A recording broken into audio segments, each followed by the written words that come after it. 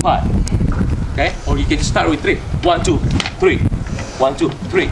Because that's gonna be you're gonna be used in sparring, in like a wrist sparring, control sparring, like what we're doing. I'm here. We're gonna start. Bam, I'm gonna hit him. Gonna hit him. Gonna hit him. See? It's gonna be like. Oh. So yeah, that's what I said in close range. Every time you strike, it's a black triangle. Then knock it out. Disarm. Bang. Throws. Bang. Bang. Whatever's opportunity there, you have to take it right away. Without doubt, in a split second.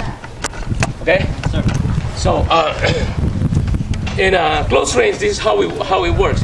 The strike is mostly covering, or strike. Meaning, say, if we're very close, here,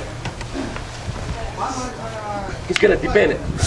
But this is not gonna depend it with the cord. It's hard to block, right, sir? See, because the moment you see, yeah, and you're sitting him up, you can just even knock his off. It's this off. Once with the hand, I just grab it and put it into a triangle, and I'm gonna bump my head to his bald head. My head does the same, so you can do that, like that, and then throw him to the ground. So basically, once you learn, this is like, for me, it's more in advance because it's easy to hit hard, but to control, not to hit your partner, it's hard, right? So this is more skill. So that's why we practice with caution first. We practice when you charge. For example, I get a block. Slow. You block, check. See? You get a check? Just do counting to counting. The moment you apply, that's the one. The moment I strike, or I do my techniques, you count it, I do the counter. And you got more, learn more, you're gonna count it, and you're gonna count it, and you're gonna count it, and you're gonna end up in the ground. That's what's gonna happen. So here, the easiest way to practice is practice slow. Block, check. There's the flow. Strike, block, check, catch. Block, check, catch. That's slow. Palma, palma, palma. See? You charge, just check. And then once you got the flow, I'm here. Oh, I'm gonna hit him. I'm gonna hit you, sir. Sir, huh? Sir. That's not gonna hit, but it's doesn't hurt, right? Because it's control. But if I yell, do it hard. Oh man, you're gonna have bumps in the head, in the back, right? Or in the head. So that's how it works. That's why I said it works with empty hand. The moment when you say, let's say for somebody starts, see, you simply you went to it, and I hit you. Just play. Just follow the flow. It's the same. Practice with knife. Give it some knife. Dagger.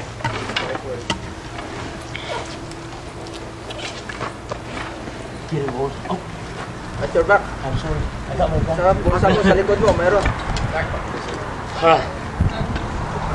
So for example, using that close range, seeing the basic, this is like universal.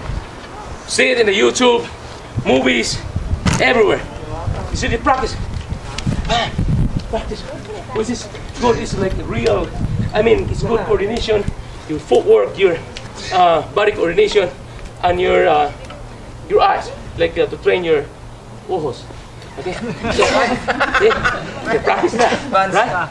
See, from here, okay, I want you to apply some cuttings or some opens. For example, that's how you do it. Okay, do it again. See, and here from here, you're gonna do some techniques. Boom.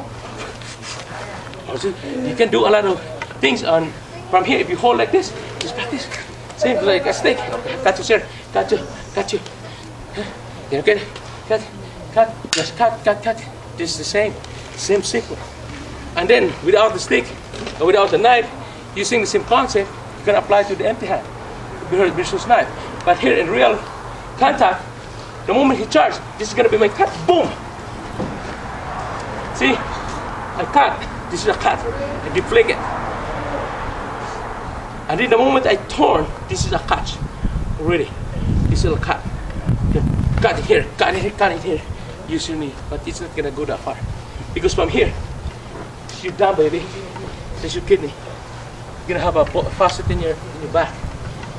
That's it. Because in real life fighting, I grew up in the hood, I grew up in the mountain, and then in the city. You see, if you've been to Cebu, all killings, most majority of the killings, like Saturday morning, in the hospital, we call it Southern Island Hospital. You see these people with holding their guts or intestine, waiting for to be treated in emergency. People got like stabbed in the ice pick in the chest, or it's mostly edged weapon. So it's hard, man. In real fight, in knife fighting, I barely in my life, like since when I was young, I witnessed a couple or 3 times only. When I was young, like a fight with a knife that took a little bit longer. It was like after a cockfight, people get dragged. Like, why are you looking at me? So why are you looking at me? Okay. After that cockfight, you and me, it's good square. Okay. That's how it's the old folks. Like this. But once it got it up, boom, you're not gonna pull it back, man. Just like boom. And it's not gonna be like changing the moves like boom, boom, boom. But the thing is, it's good to be trained like this, because if you get into confrontation and then you've been trained into each weapon compared to people that doesn't have any knowledge, of course you're ahead, right? So it's good to be trained, and it's good for show. Like you wanna be in Hollywood, it's gonna have some nice move, boom, boom, boom, boom, boom, boom, boom. So you can do a lot of stuff. You use your you use my sangot. So use it for cutting the coconut wine, the tuba. So and then use for cutting the banana buns to feed the pig or the swine. But this is gonna be a very effective weapon. Before back home, there's no holes on it. It's only like a real like hole, a real like what do you call it? Handle. So can you imagine? This is very sharp, razor sharp. If you get cut in that one, it's gonna be all the way, man. It's like no matter what, you can get cut. Can you imagine if you got into knife fighting, you use this. If you strike, it's like cutting the artery is here. Cutting the guts, and cutting the leg is gonna be very, very serious, right? And this is the Filipino martial art all about. This is not actually before we don't call it martial art. It's a fighting art. It's a fighting system that we use to protect our village, to protect our people. And it was developed a long time ago, way back when, like during the Magellan's time. I mean, before Magellan came to the country, Lapu-Lapu's time. This is how we practice with the stick, practice with the knife, practice all the things that we can use to protect ourselves. Because that's also what I said. Even though you don't have the knife, you have a, let's say, you have an empty bottle for women. You can use this as very effective weapons.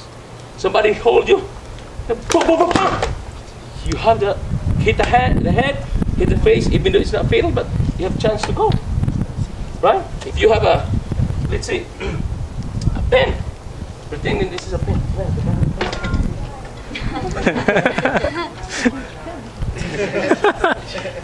Okay.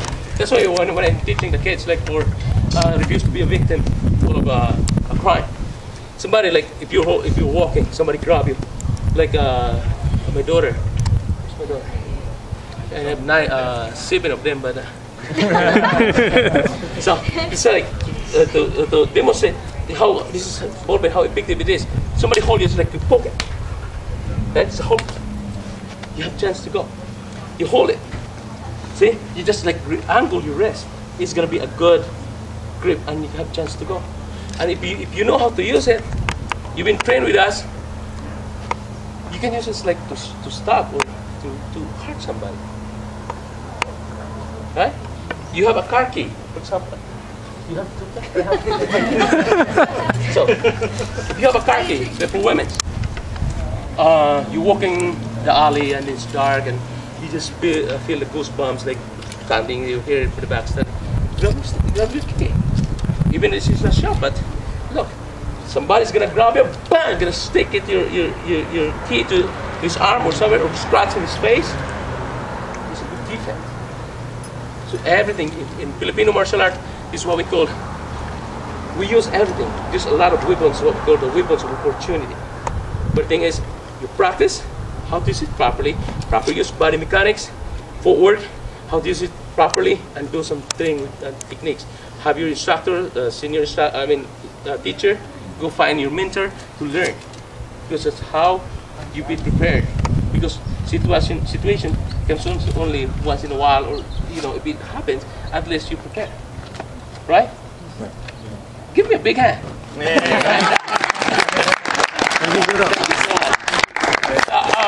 If you guys have any questions, Chris is one of our instructors here in LA. Edwin and Sunny, so they're there with us. So just hang out, just exchange numbers, and we can work out sometimes. Hopefully we can meet you guys next time, because the time is so limited. JJ is putting me pressure. He gives me, hey, 5 minutes more. Thank you very much. That's why. Yeah. Where do you guys want to go?